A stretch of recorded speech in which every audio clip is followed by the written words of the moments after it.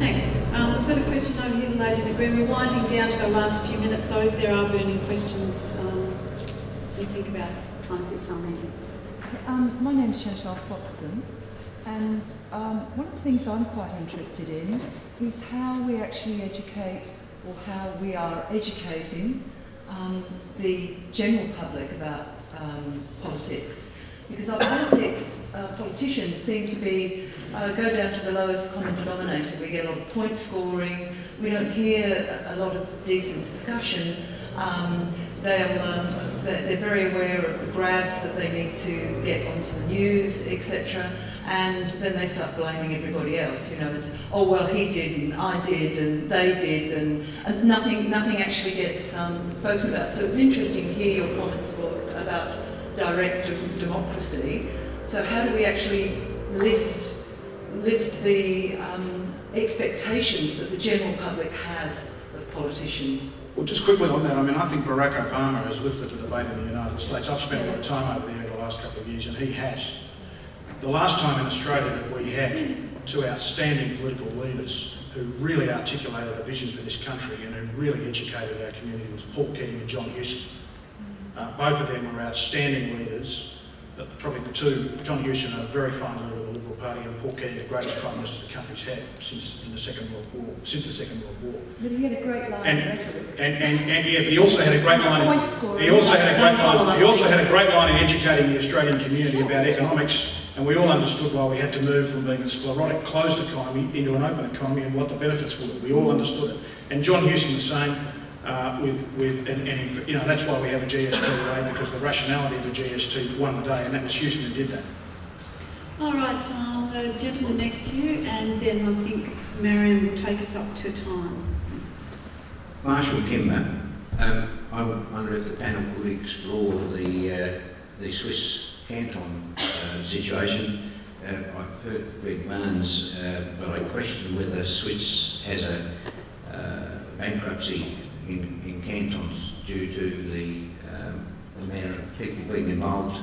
I wonder if they have the death penalty, they have all the disadvantages that America have, and perhaps it's not the actual system, but it's the level of education of the people that are involved. Comment on the Swiss education system, Greg? Well, look, we had direct democracy. We tried to get a republic, and look what happened.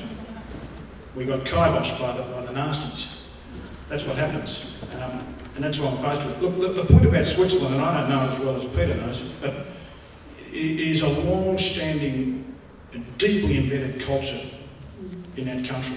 You can't, I think my lesson of what I was saying earlier is you can't transform cultures overnight. And I think the risk is that in this day and age, you know, the loonies would get hold of direct democracy. They've done it in the United States. They do it just about everywhere where it's been tried. And I think it's exceptionally dangerous, particularly in the area of law and justice. Just on that, I would come back to you. I think it's all your fault. You vote. And if you don't care who you vote for, if you buy the rhetoric, the abuse, the shallow arguments, and all the rest of it, it doesn't matter. You want to say, well, somebody else should have. At the end of the day, it's the voters. That's what democracy is about. Go back to your question about education. Yes, we do have to educate young people. But why is it in this state we haven't got a civics program of the order of, you know, and I've been trying for 30 odd years from the university to get it, and none of the parties want it because they don't trust you. They don't trust you, and that's the thing that, again, that should irritate you. That the politicians don't want your children educated to understand politics properly because they'll be brainwashed.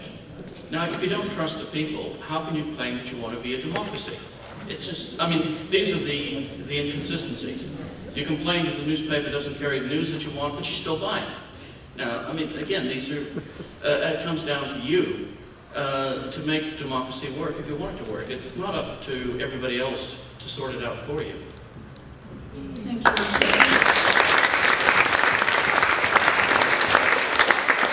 And if I could just finish up with a comment, just a comment about, you know, from both the last questioners.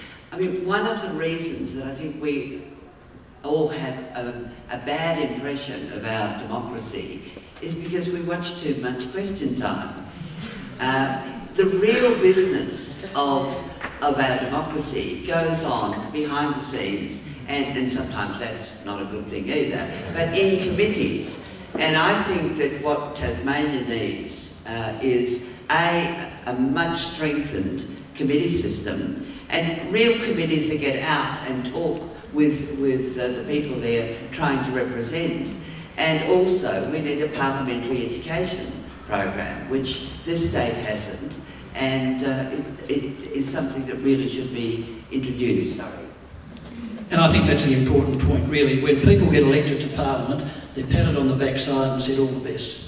They don't get any training at all as to what it's all about. So people that come in that haven't got any real knowledge of the way Parliament works, and there's a number of those, don't get any real training. And I think that's a real downfall, I really do. And I think the sooner that occurs, that educative training, the better we'll be. It's part of what's in this Integrity Commission bill. That is, it's all about, or not all about, but a lot of it's about education. I think that's important. I think it's very important, because if we become better educated politicians, we'll know, I think, what to do better than perhaps some may argue we do now, and then hopefully people will be more satisfied with the job that members of Parliament are doing. Because believe you me, everybody's different. They all in the end try and do their best. The best though for different people is a different degree. So it's in the end, as Richard said, up to you. You're the ones that vote. If you don't like a member, you vote it out. If you do like them, you vote them in. Okay, I saved my last question for Marion. Barbara also asked a question about constitutional. What I'd like to know. All right, we'll have two, but we're out of time. What I'd like to ask is why we've been denied our constitutional rights that's still valid in Australia from the old Queen Victoria days.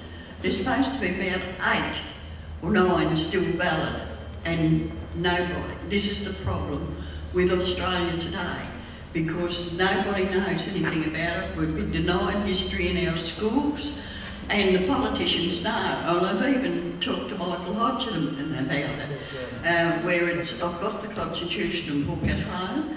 Politicians are supposed to be accountable to the people, and the decisions are supposed to be fair. Now they do nothing, they just take the baby and run with it, and everything's all lived over.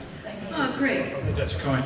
Well, the Statute of Westminster in 1931 repatriated some of Australia's constitution, and then of course the Australia Act in 1986. Fortunately, we don't have to put up with the British colonial legacy in this country, except for the anachronism of Lizzie. And when she goes, that'll be a great day for Australia. Thanks very much. Before I hand over to Marion to wrap up, I would just say that thank you very much for all your contributions. It's frustrating, isn't it? We don't have enough of these forums to feel like we've really been through the issues, and we've had very short answers because we've had to keep moving around to try to cover as many of you as possible.